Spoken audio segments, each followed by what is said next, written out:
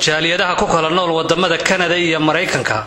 ee qaaradda waqooyiga Mareykanka ayaa soo gaarsiiyay lacag gargaar ah qoysaskii ay hore dhibaatada uga soo gaadhay deegaanka Semaal ee degmada Bucky. Lacagahan ayaa la kala guddoonsiiyay qoysaskaasi. ugu horreyn jaaliyada dalka Canada ayaa iyagu soo diray lacag dhan $7,000 ay ugu tala galeen qoysaskan iyo dadka kale ee ku barakacay deegaanadaasi Semaal kuwaas oo u baahan gargaar bani'aadanimo in la soo gaadho. guddoonsiinta lacagta ay soo direen jaaliyada dalka Canada ee magaalada Ottawa ayaa waxa guddoonsiiyay qoysaskii iyo duqeyda deegaankaasi Semaal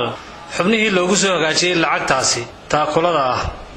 magacaygu waa Leelo Cumar Kaahin Leelo Cumar Geeljiray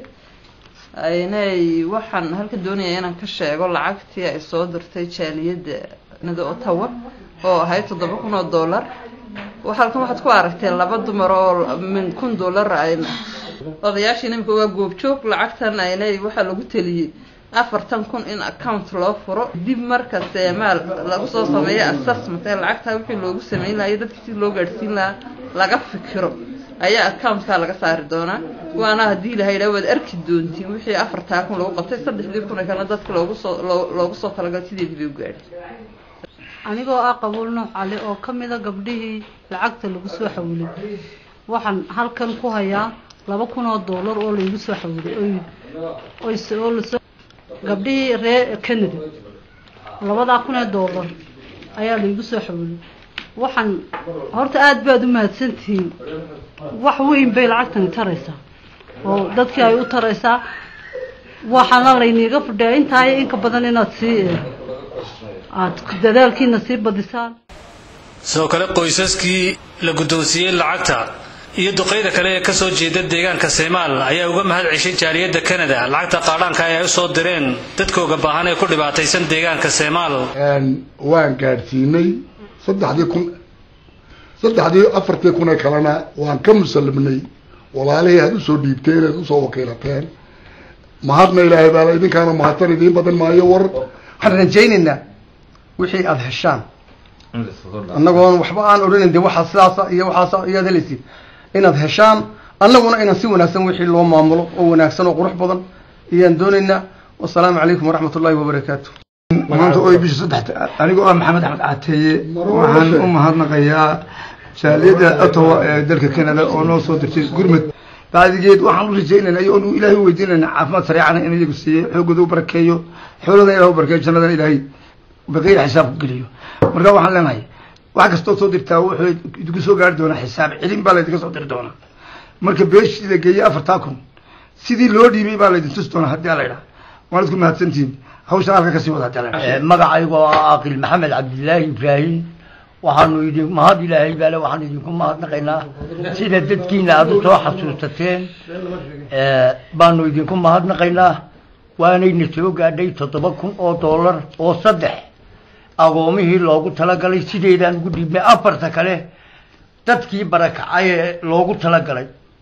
waa inay sideeda u gaadhaa waana gaarsiinayna lacagta jazaa Allah khayr miisaanka xasanaadka Ilaahay idin saaran lacagta way soo gaadhay $1,000 lacagtaas way soo gaadhay jazaa Allah khayr miisaanka xasanaadka Ilaahay idin saaran bismillaahir rahmaanir rahiim allahumma salli ala muhammad taasoo walaalaha iyaga dibadaha jooga lacagta noogu soo diiqeen aananu saaka qaadanay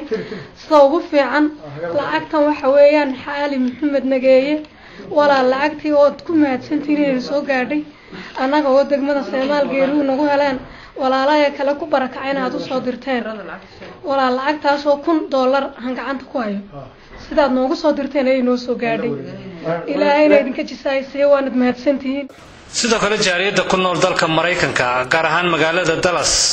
ayaa waxay lacagta kula soo direen qoysaskaasi ay hore dhibaatada ugu gaadhay Semaal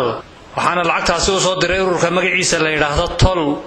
oo degan magaalada Dallas ee dalka Mareykanka guddoonsiinta lacagtaasina waxa ku wareejiyay qoysaskaasi xubnihii ururkaasi Toll ay ku soo hagaajiyeen lacagtaasi oo kamid ah Xaaji Axmed Miisaan Aare oo sheegay Cabdiraxmaan lacag waxa la soo diray $3,400 oo ururka magaciisa la yiraahdo Toll soo diray iyo soo gaadhay kolka dadkii maxay ahayd iyo loo soo diray maxay ahayd taasi ahaan loo soo diray wax kale oo lagu qabanay dadka meesha ku dhigan ba taasi ahaan loo soo diray Allah ka abaalmariyo lacagtiina waxaan u dhiibay intiiba halkan jooga ون شيخ موسى يا شيخ عمر وحن كوري جني شيخ شيخ موسى يا كوري جني أدبر المسجد بسم الله والحمد لله صلى الله عليه وسلم أدبر المسجد المرفوع وحصلنا يا ضمان تطلع جاريها قبل المدة